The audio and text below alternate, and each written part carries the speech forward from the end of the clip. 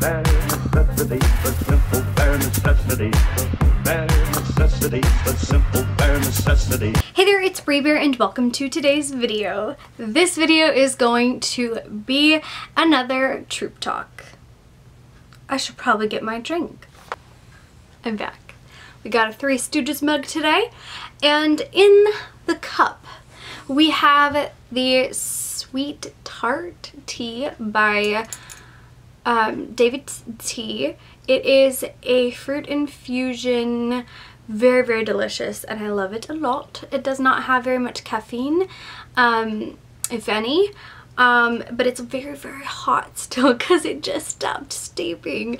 So I'm not gonna take a sip yet, even though I really want to. I don't want to burn myself. Today we are going to be discussing, let me get to my notes page for this video. Okay, today we're going to be discussing diversity. Now, this is another word that people have been using wrong. And I say that not in the same way as the previous one, but we do tend to really narrow down what this means in a not so great way. Bless you, child. So let's get the definition first. State or fact of being diverse. Difference, unlikeness, variety, multiformity. The inclusion of individuals representing more than one race, origin, color, religion, socioeconomic stratum, sexual orientation, etc. This one was my favorite. A point of difference. So, the reason I want to talk about diversity and what it really means is because we have a limited definition that we use here on BookTube to refer and focus solely on racial and sexual diversity, which is a product of those being the hottest topics for social media, for social justice right now. Those being such hot topics does make it prominent when you think about the topic of diversity. But that doesn't necessarily mean that we need to eliminate all the other things that diversity can be and mean. The reason why that is a problem is because we're only expanding in 2 areas. And in those areas, only in specific parts. Not even the fullness of racial diversity. Lots of other cultures and histories, indigenous cultures, that need to be heard and need to be represented and spoken about, and we need to learn more about through both real world information and fictional. We have so many other things outside of race and sexuality to learn about as well. So even in learning about all the other kinds of races and all the other things, like, there are so many other things that we're skipping or missing because we think of diversity as sexuality and race. The thing is while the things that we are referring to as diversity, those are important, it's not the only voice that has been excluded from Western art and culture. There are so many other things that have not been brought to the surface, including things that the citizens and the people that are involved in that culture, they've had to shut out from their self and from their life. People who have chronic illness weren't able to talk about it. It was a hush-hush topic. People who have mental illness, it was a hush-hush thing. It's not something you could be open and honest about or be vulnerable about, because those things were considered to be weak, not just an acceptable part of who they are. Having a disability was hush-hush, you know? Like, you tried to hide it. If you had a disability, you were shunned or cast out. Religious diversity as well is the same way, you know, within, you know, there's been times where it was you had to be one way, and then now it's you can't be any way. So it's like, now it's also a hush-hush in fiction especially, that you can't like have a character that has strong faith and beliefs in any capacity, whatever their faith or belief is, you know? So it's like we've pushed aside all of these opportunities for growth and development outside of a select few types of diversity. Along with that, when religion, other races, etc. have been included, they tend to become villainized, which is not true representation.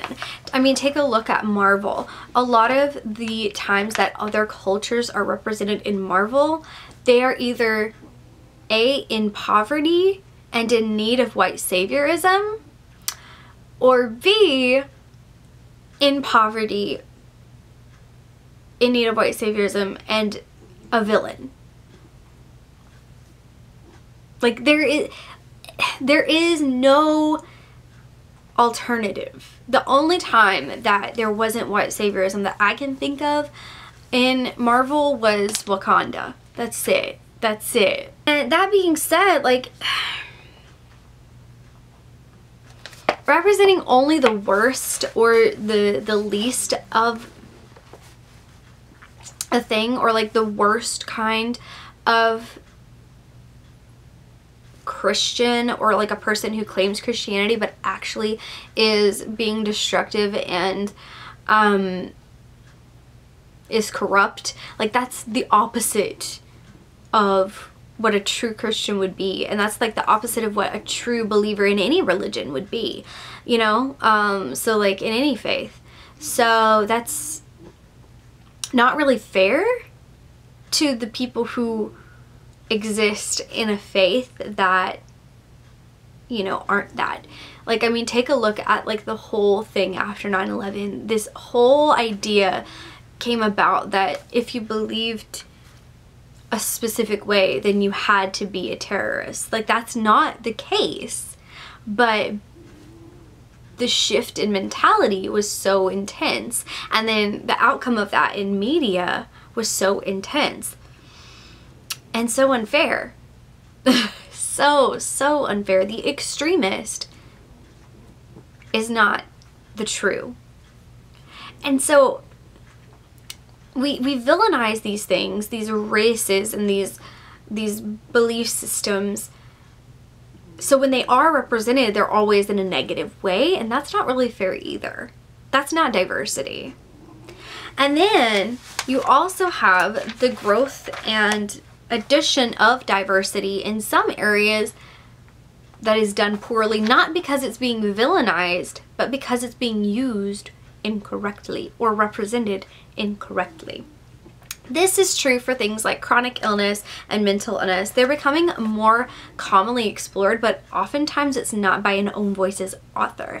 And the reason that's frustrating to me as a reader, as a person with chronic illness and with mental illness, there are things that it's just so frustrating to me when you sit there and you say things that you don't know anything about. And you don't have to be own voices to know and understand a lot of things about something, but like, I work with someone who is deaf, and I have consistently throughout my life had opportunities and continuously worked with people who are hard of hearing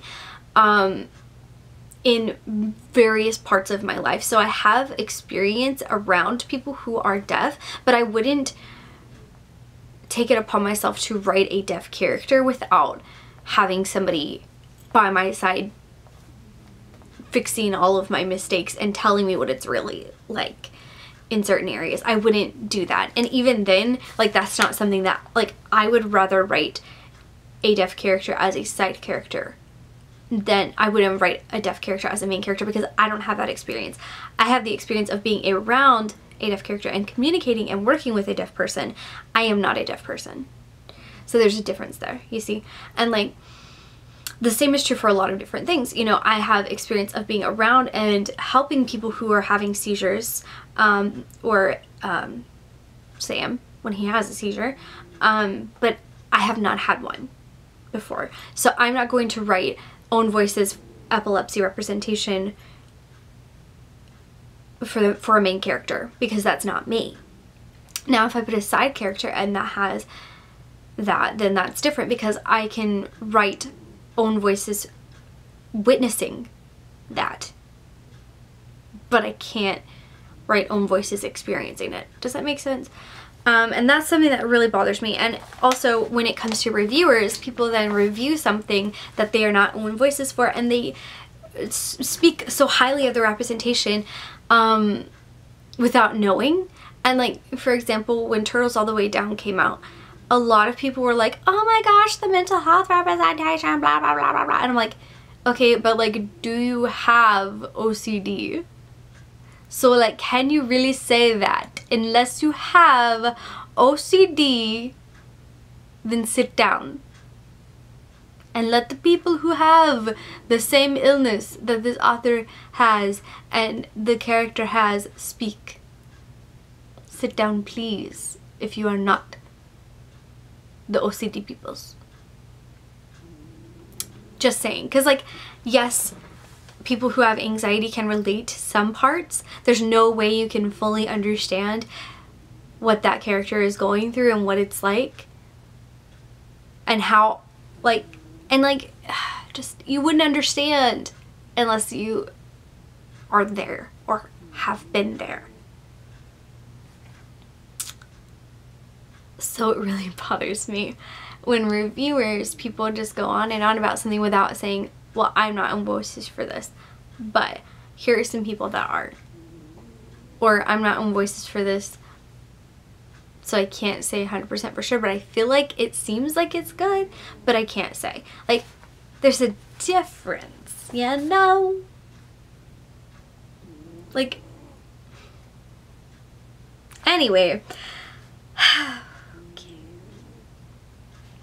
Another thing is that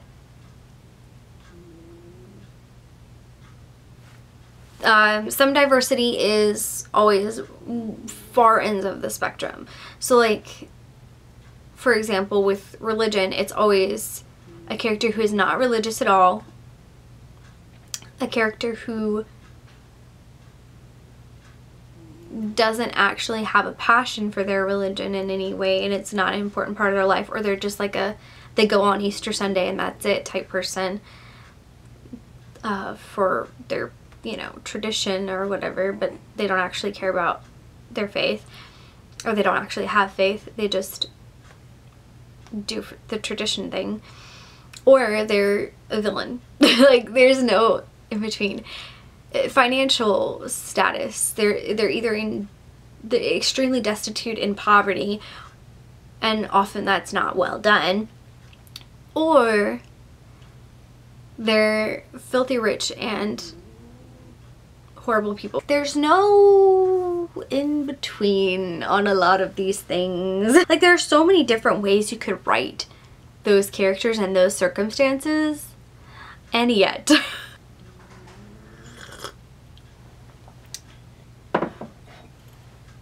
so here's the thing, like, I can only sit here and ramble about it for so long before I run out of breath. So my suggestions to the community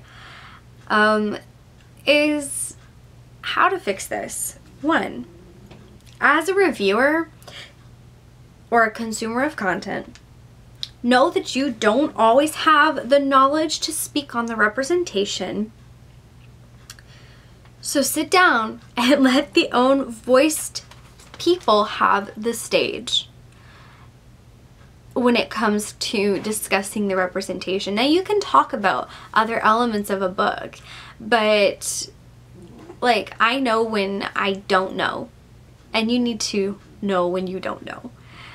That's not really fair to other people, to, you know, not let their voices be heard. To authors and writers, explore new ways of inclusion and do research. Have own voices beta readers. If you don't have own voices beta readers, then I don't want to read your book. goodbye. If you're not a Known Voices author and you don't have Own Voices beta readers, if you don't have at least one of those two things, then sit down and I don't want to talk to you. Like, there is no excuse. There is none. The internet has made it to where there is no more excuses. All in all, the thing about diversity is that you don't need to put yourself in a box of thinking that diversity means any one thing. If you're reading something outside of your own life experiences, then that's diverse for you. Whether it's a different kind of mental illness than the kind that you have, or what. No matter what, as long as you're learning something, you're good.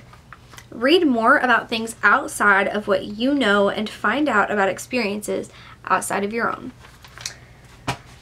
That's all I got for you today. I hope you guys enjoyed this little chatty chat time. I know I did.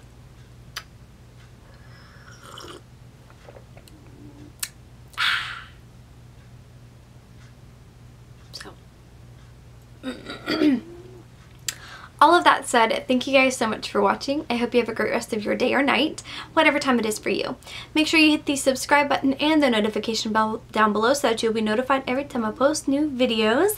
I will see you guys tomorrow with another BookTube beta video.